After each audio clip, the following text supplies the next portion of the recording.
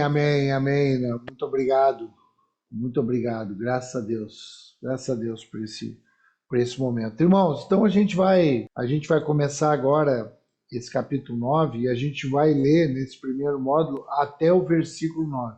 Então nós vamos ler aqui e trabalhar do primeiro versículo até o versículo 9. Eu quero perguntar para Mari. Mari, qual é o principal versículo, aquele que a gente fala que é o principal versículo dessa carta, que vai nos acompanhar em toda essa jornada de Atos dos Apóstolos? Onde é que está esse versículo e o que ele fala mais ou menos? Pastor, vocês me ouvem? Escutamos, ouvimos. Amém. Atos 1:8. Amém. O que fala? Eu não me lembrava dele inteiro, mas eu acabei de dar uma olhada de novo. Enquanto tu perguntava, eu fui voltando. E É, aí é fala, bom, é bom a gente saber assim mais ou menos, entendeu, irmãos? Não precisa saber literalmente, sabe?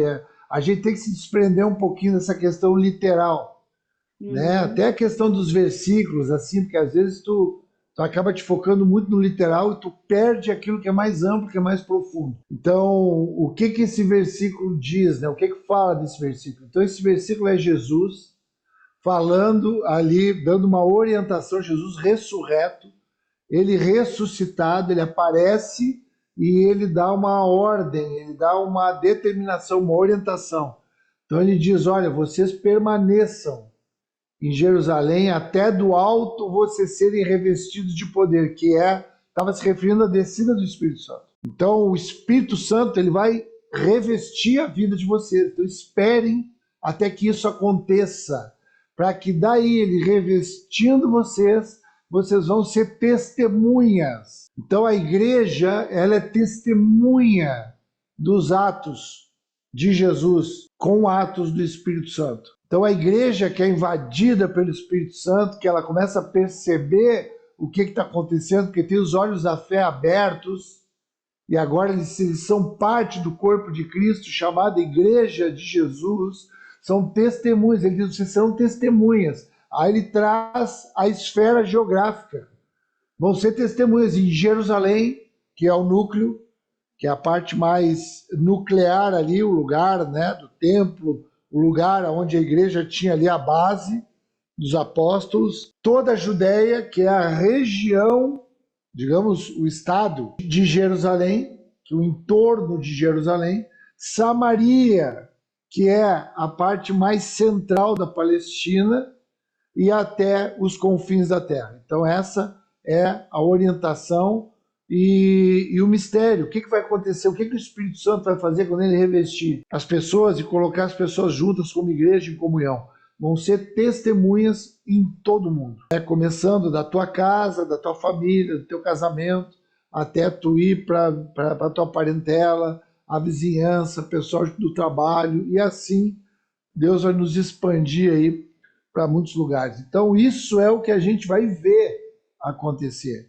E o apóstolo Paulo, ele é um homem que ele é protagonista nesse aspecto da expansão. Então, por isso que é muito importante, muito lindo também, esse capítulo 9. Então, eu vou ler aqui do versículo 1 até o versículo 9. Diz assim: Saulo, respirando ainda ameaças de morte contra os discípulos do Senhor, dirigiu-se ao sumo sacerdote e lhe pediu cartas para as sinagogas de Damasco, a fim de que, caso achasse alguns que eram do caminho, assim homens como mulheres, os levasse presos para Jerusalém. Seguindo ele estrada fora, aproximando-se de Damasco, subitamente, uma luz do céu brilhou ao seu redor. E caindo por terra, ouviu uma voz que lhe dizia: Saulo, Saulo, por que me persegues? Ele perguntou: Quem és tu, Senhor? E a resposta foi: Eu sou Jesus a quem tu persegues. Mas levanta-te e entra na cidade, onde te dirão o que te convém fazer. Seus companheiros de viagem pararam emudecidos, ouvindo a voz, não vendo, contudo, ninguém. Então se levantou Saulo da terra e, abrindo os olhos, nada podia ver. E, guiando-o pela mão, levaram-no para Damasco. Esteve 3 dias sem ver, durante os quais nada comeu e nem bebeu. Amém, queridos? Então, agora a gente vai começar aqui entendendo o que Saulo está fazendo, né? Saulo é um homem ali, um homem dedicado, um fariseu, um homem que era zeloso pela lei dos judeus, um judeu religioso muito dedicado naquilo que ele cria, nas suas convicções. E o que ele fazia, a Bíblia fala que ele, quando Estevão, que é o primeiro mártir da igreja, né, que é aquele homem que é levantado como evangelista, e ele é morto depois de discursar, apedrejado, diz que Saulo estava presente ali, e foi um dos que votou, foi um dos que teve voz ali para que houvesse aquela sentença de morte. Sendo assim, a gente percebe que ele era, que o Saulo, ele era componente de qual a instituição? Eduardo, fala para nós aí, de qual a instituição que ele pertencia, o Saulo, já que ele tinha um poder de voto na sentença dos judeus? Quem é que sabe responder o que eu perguntei aí? Participava do Sinédrio. Sinédrio. Sinédrio. Quem é que respondeu? Rosângela. Muito bem, Rosângela. Exatamente. Ele era participante do Sinédrio. O que era o Sinédrio? O Sinédrio era aquele lugar de julgamento judaico. Era um lugar de autoridade, onde os sacerdotes, sumos sacerdotes e homens que eram proeminentes, protagonistas da religião, eles decidiam as coisas. Então ele era participante do Sinédrio. E o que ele fazia, a gente vê isso no início do capítulo 8, que ele era um militante na perseguição da igreja. Então ele ia e entrava nas casas onde ele encontrasse cristãos, aonde ele encontrasse reuniões que estivesse falando da palavra, como essa reunião aqui, por exemplo, ele entraria aqui e ele nos levaria para Jerusalém para a gente poder ser julgado e, na maioria das vezes, morto. Então é isso, diz que ele respirava ameaça. Ele era um homem que tinha ódio no coração dele. Se voltava ali contra os cristãos de todo o coração dele, de todo o entendimento que ele tinha. Ele tinha convicção naquilo que ele estava fazendo. Ele tinha certeza que as pessoas daquela seita que seguiam aquele homem que tinha morrido e que de alguma forma tinham os discípulos escondido o corpo dele, porque nunca encontraram o corpo dele, então se tinha uma ideia que tivesse havido algum tipo de corrupção nesse sentido, mas que era uma farsa aquela seita e era contra o que os judeus criam. Então esse era o Saulo. E entrava e ele acabava tendo ali autorização, né, das autoridades ali do Sinédrio e os sumos sacerdotes, e aí ele ia ali uma comitiva com ele, ali cavalos e pessoas com ele, ia uma guarda armada junto com ele para poder dar para ele uma legitimidade de ele pegar, amarrava aquelas pessoas ali e levava para Jerusalém. Então é isso que ele fazia. Agora ele está indo em direção a Damasco. Isso ele fazia em Jerusalém, em toda aquela região da Palestina. Não só ele, como outras pessoas também faziam. Mas ele é o homem que é citado como referência aqui para nós. E agora ele está indo para Damasco. Agora, por que é importante Damasco? É importante tu escrever aí, é importante tu anotar esse detalhe. Por que Damasco era um lugar importante? Porque Damasco era um lugar, era a capital da Síria, e era um lugar que ele já era fora dos limites da Palestina. Então ele era fora dos limites de Israel, era a capital da Síria, uma cidade proeminente da Síria. Ficava mais ou menos uns 300 quilômetros, 250, 300 quilômetros de Jerusalém. Então ele tinha percorrido uma grande distância para chegar lá nessa cidade. Qual era a importância dessa cidade? Primeiro, é aonde sai dos limites da Palestina, que daí seria os confins da terra. Então essa saída de Saulo já é um adentrar nos confins da terra, só que ele ainda sai como judeu perseguindo a igreja. Por que que ele vai nessa cidade? Essa cidade é uma cidade que, segundo um historiador muito proeminente no início dos primeiros séculos, ali século III, século IV, que é Flávio Joséfo. Então, nos livros dele fala dessa cidade de Damasco. Ele fala muito dos judeus. Então, em dois dos principais livros que ele tem, um se chama Antiguidade Judaica e outro Guerra dos Judeus. Ele fala a respeito de um polo de judeus que tem em Damasco. Muito provavelmente, dentro desse polo de judeus, alguns se converteram ao cristianismo. Quem é que pode me dizer aí como era o nome? Vamos ver a Milena, lá de Alagoas. Milena ou Rafael, pode ser um dos dois aí. Os dois são um mesmo, né? Um casal. Qual era o nome de um judeu que se convertia ao cristianismo? Como é que ele era chamado nessa época? Pastor, eu não vou lembrar, não. Só se eu pesquisar aqui no caderno. Amém, é isso aí. Presta atenção, então, que daqui a pouco alguém vai responder aí. Deixa eu ver quem é que pode me ajudar aí. A Milena ou Lipe. Milene, desculpa. Como é que se chamava um judeu que se convertia ao cristianismo? Era judaizante, pastor. Judaizante, muito bem. Judaizante. Então, os judaizantes, anota isso. É importante a gente anotar isso, para a gente saber disso, porque daí quando a gente vai lendo a Bíblia e aparecer esse termo, tu já sabe do que está se referindo. Era um judeu que se convertia ao cristianismo. Então, muito provavelmente havia ali alguns judeus convertidos e Paulo ia ali, porque Paulo entendia que eram traidores os judeus que se convertiam ao cristianismo. Por isso que ele tinha tanta raiva, né, a ponto de respirar, né, como diz aqui, como é que diz aqui? Respirando ameaça e morte. Era um ódio mesmo, irmãos. A igreja, ela é odiada pelas pessoas. Por isso que a igreja, ela é perseguida. Amém?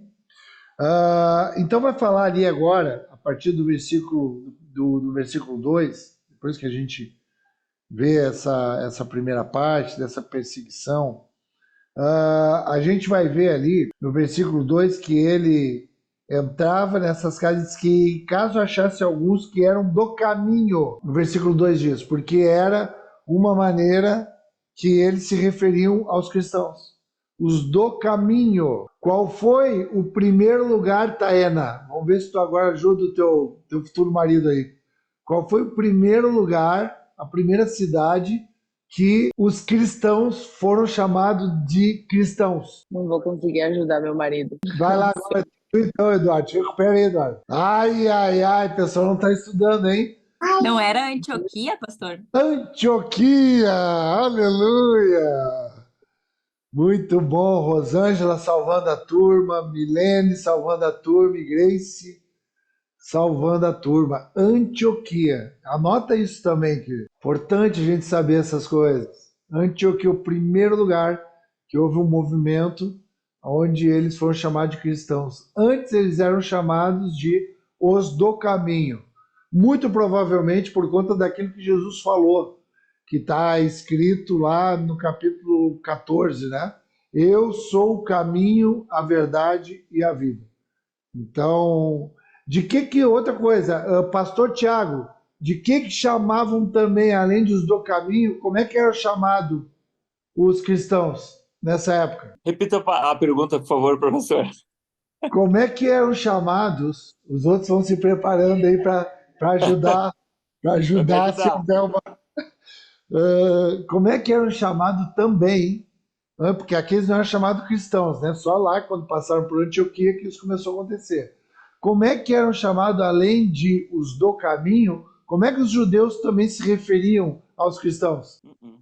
Não lembra? A gente já estudou sobre isso. Tem alguém aí que pode auxiliar aí? Seita dos Nazarenos. Opa! Muito, olha, hoje estou gostando hoje, hein? Seita dos Nazarenos, exatamente. Anota aí isso também, querido. Anota porque vai chegar uma hora aqui que eu vou perguntar, vai todo mundo responder aí afiado aí. Não é fácil essas perguntinhas aí do pastor. Graças a Deus. Pergunta difícil. Seita dos Nazarenos. Então, quando eles achavam esses do caminho, eles acabavam levando para Jerusalém preso para uma sentença de morte. O que é importante a gente saber aqui, queridos? É importante a gente saber que o Saulo estava aqui convicto daquilo que ele estava fazendo. Isso é muito importante a gente saber disso. Ele achava que ele estava fazendo um favor para Deus. Ele tinha convicção de que o que ele estava fazendo era uma direção de Deus. E era um tempo, e aí eu quero que vocês abram ali, alguém abra a Bíblia ali em 2 Timóteo 3:13. Quem abrir primeiro aí já pode abrir o áudio e ler para a gente. O que diz? Pode ler até o 12 e o 13 do livro de, deixa eu ver aqui, 2 Timóteo 3, 12 e 13. 12 e 13, Está aberto aí. 12 e 13, 2 Timóteo capítulo 3. Oi? Oi, Oi, pode ler, amor. todos os que querem viver a vida cristã unidos com Cristo Jesus serão perseguidos. Porém, as pessoas más e fingidas irão de mal a pior, enganando e sendo enganadas. Como que a gente... Tá. Então, olha só. Como que a gente pode fazer as coisas sinceramente enganados? Porque é um tempo de engano, é um tempo que a pessoa fica ali enganada. Por isso que uma pessoa que não nos compreende, uma pessoa que não nos entende, uma pessoa que nos odeia, uma pessoa que nos persegue, a gente não pode ter problema nenhum com ela de forma pessoal. Porque é uma pessoa que está vivendo, enganando e sendo enganada. Ela é envolvida por um espírito de engano. Era o que o apóstolo Saulo estava vivendo antes da conversão. Então ele estava vivendo essa mente cauterizada pelo engano. Por isso que uma das orações nossa é: Senhor, não me deixe ficar enganado. Senhor, revela, se é um engano oculto no meu coração, revela. Então o Saulo, ele andava aqui sinceramente enganando. Uma outra coisa que eu quero referir também aqui, para a gente poder anotar e a gente poder saber fazer a diferença, é que quando ele ia para Damasco, ele teve subitamente, quando ele estava chegando naquele lugar, e subitamente, o que quer dizer subitamente? Então, de repente, sem planejar, sem pensar, subitamente, ele tem ali uma experiência sobrenatural, subitamente, de repente. Sabe por que é importante a gente saber isso? Porque tem uma linha teológica que refere que o Saulo, ele já estava ali com uma autossugestão, diz que ele não estava contente ali com a caminhada judaica, que ele já vinha ali com algumas crises emocionais e que aquilo que ele viveu ali foi um surto emocional. E aqui essa tese cai por terra, porque foi subitamente, sem esperar. Foi uma coisa improvável que aconteceu, foi subitamente. O Senhor, quando Ele quer tocar na vida de alguém, Ele faz isso subitamente. De repente Ele vem e toca a nossa vida. E é isso que aconteceu com ele subitamente. Uma luz do céu brilhou ao seu redor, e caindo por terra, ouviu uma voz que dizia: Saulo, Saulo, por que tu me persegues? Então, essa experiência que ele teve, isso não foi uma visão, irmãos. E aí eu quero que a gente entenda a diferença de visão e aparição. Então coloca aí o que é uma visão. Uma visão é aquilo que só a pessoa vê. Lá no livro de Daniel, tu pode anotar isso, nós não vamos abrir para nós ganhar tempo aqui. Lá no livro de Daniel, no capítulo 10, versículo 7, o Daniel teve uma visão sobre o anjo Gabriel. E nessa visão, só ele teve aquela experiência, só ele viu. Então teve muitas situações que Deus deu uma visão para alguém. O próprio Paulo, quando ele vai ali, passa para Macedônia, ele teve uma visão de um homem. Agora, o que aconteceu aqui não foi uma visão, foi uma aparição. Jesus apareceu para ele de forma individual, buscou ele no meio do ambiente que ele estava e apareceu para ele. Por que é importante a gente saber que foi uma aparição? Porque ele viu e outros ali também tiveram acesso ao que estava acontecendo. Então não foi uma coisa, uma visão só da mente dele, que ele está numa... Só ele viu, só ele sabe, só ele teve. Não, aquilo foi uma aparição. Por que é importante que a gente entenda que é uma aparição? Porque lá em 1 Coríntios 10, 9, 1 Coríntios 10, 9, fala sobre isso. Se alguém puder ler para mim aí, essa aí eu até gostaria que alguém lesse. Não, 1 Coríntios no capítulo 9. Capítulo 9, versículo. Deixa eu abrir aqui junto contigo, só um pouquinho. Essa aí eu acho interessante o que ele fala. Deixa eu abrir aqui a minha Bíblia. 1 Coríntios, no capítulo 9. 1 Coríntios 9. Onde é que eu vi isso? Vai comigo ali, 1 Coríntios 9, ver onde é que ele diz que ele diz, sou apóstolo e vi, ali no primeiro versículo, não sou eu apóstolo, não sou livre, não vi eu a Jesus Cristo, nosso Senhor. Então, ele está dizendo, eu sou apóstolo e eu vi. Por que é importante isso? No primeiro versículo, achei aqui. Acharam aí? Conseguiram acompanhar comigo? Então, ele diz, não sou eu apóstolo, eu não vi o Senhor. Por quê? Porque uma das expressões, das referências, das evidências do apostolado é ter visto o Senhor, ter andado com o Senhor. E o único que não tinha andado com o Senhor dos apóstolos era o Saulo, que se tornava Paulo. Então, Deus fez com que Jesus aparecesse para ele, para que ele também tivesse a experiência de ter visto o Senhor. Ele não andou com o Senhor, mas ele viu o Senhor, teve uma experiência com o Senhor. Depois de inúmeras vezes nós vamos ver ao longo desse livro, dessa jornada, como Jesus aparece para ele e fala com ele. E é numa aparição também, porque ele é um apóstolo, como aqueles que andaram com o Senhor. Mas ele é um apóstolo diferente, um apóstolo convertido, um apóstolo que sai do ambiente judaico para um ambiente cristão. Amém, queridos? Então deu para entender a diferença de visão e aparição? Glória a Deus. Então tá, vamos em frente. Onde é que a gente está aqui? Se aproximou de Damasco. Olha, o Paulo, ele fala, nós vamos ver também, mas é importante tu já anotar aí, que no capítulo 22 e no capítulo 26, capítulo 22 e 26 de Atos, ele refere também essa mesma experiência. Quando ele está fazendo uma defesa, primeiro do capítulo 22 de Atos, ele está fazendo uma defesa em Jerusalém e ele refere isso. Ele conta essa história. E depois lá, quando ele estava se defendendo lá do rei Agripa, no capítulo 26, ele também conta, ele repete essa história de novo, essa experiência de conversão que ele teve. E nessas experiências, duas que ele fala, ele diz, foi ao meio-dia. Aqui onde nós lemos, aqui não diz, o Lucas não fala que foi ao meio-dia, mas lá diz ao meio-dia. Por que eu acho que é interessante a gente ver que é ao meio-dia? Porque diz que uma luz brilhou. Então tu imagina, no meio-dia, que numa região desértica, árida, quente, com calor escaldante, ao meio-dia uma luz brilha. Imagina a densidade dessa luz, que ao meio-dia, quando o dia está mais brilhante, está mais vivo, o dia é perfeito, tem uma luz que brilha ao meio-dia. Então o resplandecer do Senhor, né, ele é mais forte, ele é mais contundente que a luz mais forte dos nossos dias.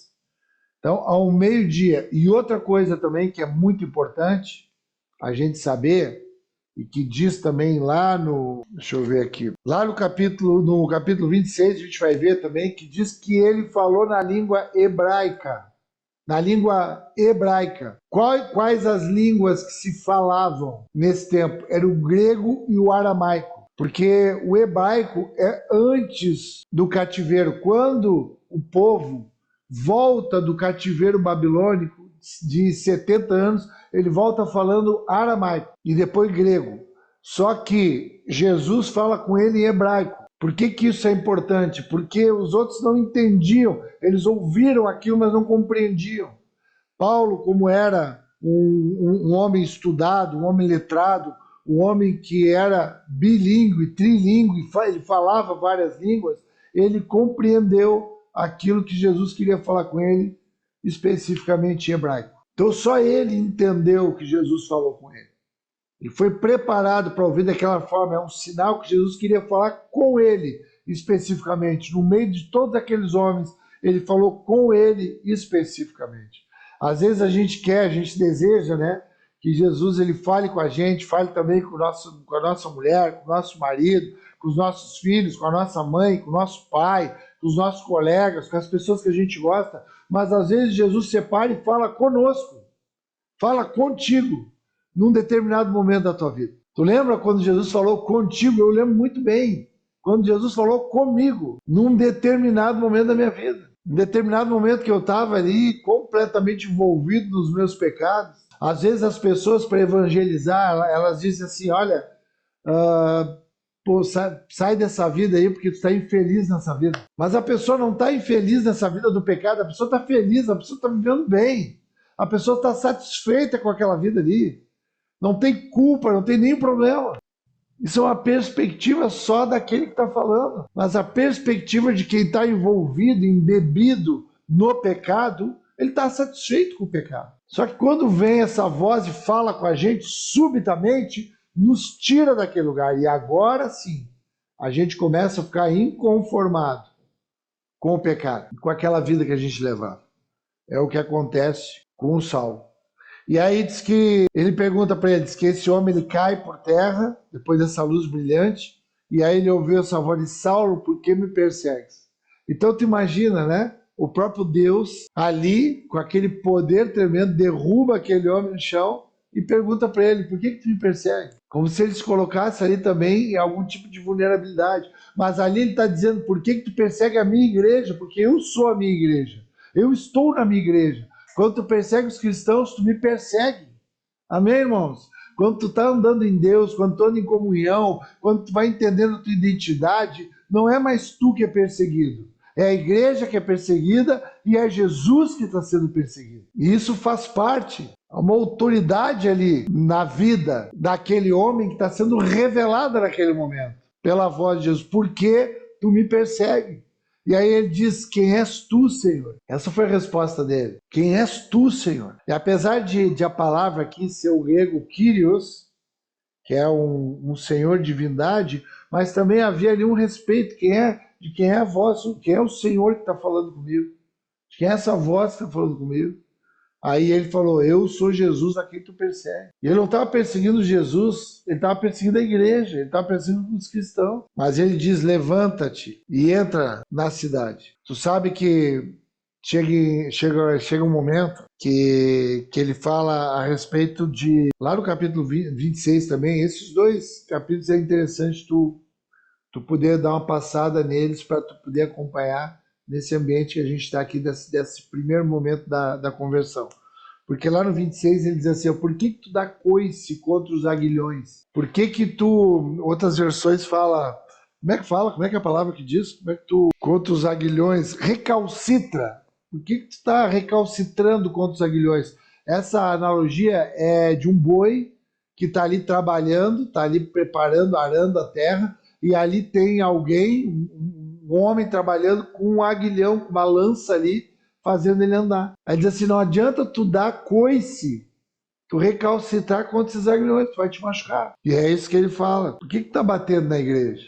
Por que tá batendo em mim? Não adianta bater na igreja. Não adianta bater. Querer bater no Senhor. Né? E aí depois ele diz, eu sou Jesus, vai, te levanta agora e entra na cidade, onde te dirão o que te convém. E aí diz que aqueles homens ali, eles ficaram emudecidos ali, porque eles ouviram, mas eles não entenderam, porque ele falou em hebraico, e eles não viram ninguém. Mas aí o Saulo se levantou, abre os olhos, só que ele não está podendo ver nada. E aí ele se levanta e vai, ele é levado pela mão para Damasco, entre Damasco, e ele entra, ele era um homem religioso, ele viu que estava acontecendo algo espiritual e que ele precisava se santificar diante de tudo que estava acontecendo. E aí ele fica ali sem comer e sem beber nada. Mas o que eu quero chamar a atenção da gente aqui, nessa parte final, queridos, é desse chamado. Como esse chamado é forte, como esse chamado é contundente, como esse chamado ele é irresistível, como esse chamado ele é maravilhoso, como uma pessoa que nós começamos no primeiro versículo dizendo que ele respirava ameaças de morte. Era um homem com ódio no coração, era um homem que estava ali no pleno exercício da sua religião. Um homem importante, um homem que ele era natural de Tarso. Então a primeira coisa que eu quero falar é a respeito desse chamado, como esse homem aí, ele fica humilde, ele fica obediente. Escreve isso, querido, aí. Escreve esse primeiro aspecto para a gente entrar no ambiente de conclusão aqui. Como que esse homem aí, ele se torna humilde, se torna obediente, agora ele vai seguir uma direção. Deus faz questão de tratar com ele para que ele ouça uma direção. Porque esse é um homem que ao longo da caminhada dele, da vida dele, ele vai ser um homem que vai dar direção, é um homem que vai dar orientação, ele é um homem que vai frutificar, é um homem que vai penetrar com a sua palavra, com a sua vida e com o seu testemunho na vida de não só de pessoas, mas de cidades, de regiões. Como começa a caminhada dele? Se tornando humilde, obediente. A soberania de Deus, escreve aí sobre a soberania de Deus na conversão, no convencimento de um homem. Quando Deus ele escolhe um homem, ele fala na linguagem adequada, no tempo adequado, fala com ele, toca no íntimo do coração dele e gera nele um coração obediente, humilde. Essa é a soberana vontade de Deus. E o segundo ponto que eu queria destacar aqui nessa conclusão é a sabedoria de Deus. Como Deus sabe, a sabedoria dele, como que ele, que vai, aquele homem ali, que vai para os confins da terra, como que ele já está saindo para os confins da terra só com outro coração, e aqui já está transformando o coração dele, porque havia muita dificuldade para os judeus aceitarem, mas muita dificuldade. Escreve isso também, que é muito importante. Havia muita dificuldade para os judeus aceitarem que qualquer outra raça se tornasse um judeu. E assim como eles tinham dificuldade de aceitar, sobretudo os samaritanos. Lembra que nós vimos aí nas 2 aulas anteriores atrás que os samaritanos viveram ali o segundo derramamento do Espírito através da vida de Filipe, aqueles sinais, maravilhas, aquele mágico, Simão, depois o eunuco, o movimento que houve ali naquela cidade, naquela região. Os judeus tinham dificuldade, mas aí Deus, ele pega um homem que é o homem de Tarso. Escreve aí o que significa Tarso, essa cidade, uma cidade importante da Sicília. É uma cidade para onde porque depois nós vamos ver esse Paulo indo para Jerusalém, andando com homens de Deus, e depois saindo em direção à cidade dele, passando pela região de Tarso, indo para a Ásia Menor, até chegar na Europa. Tarso era aqui, ele foi criado nesse lugar que era a terceira cidade de importância, depois de Alexandria e Atenas. Escreve isso. Alexandria e Atenas, que era o mundo grego, cidades importantíssimas, e Tarso também era a terceira cidade em importância. Então ele conhecia esse mundo helenista, esse mundo grego, essa sociedade helênica.